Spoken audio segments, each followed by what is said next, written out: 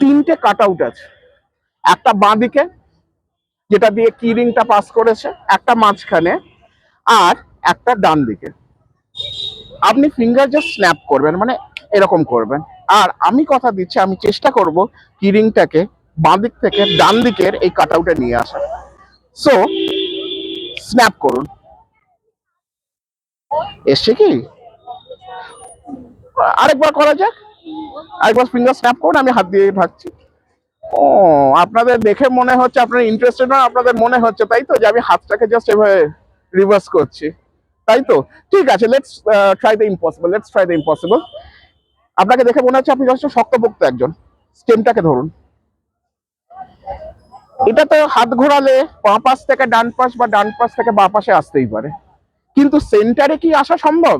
উনি ধরে আছেন এই অবস্থায়, সম্ভব নয় তাই তো? মাঝখানেটায় আসা সম্ভব নয় তাই তো? আপনারা উনি ধরে থাকবেন, আপনারা বাকি দুজনে জাস্ট ফিঙ্গার স্ন্যাপ করুন। আর না, জোরে জোরে, অত আসতে না। আর আমি যদি এরকম করি তাহলেই দেখা যাবে মাঝখানে চলে এসছে। ইউ ক্যান এক্সামাইন ইট। দেখুন এখন কিন্তু আর বাঁ দিক বা ডান দিকে নেই, ঠিক মাঝখানে চলে এসছে। চাইলে চেকও করে নিতে পারেন, ভেঙে দেবেন না আর যাই করুন।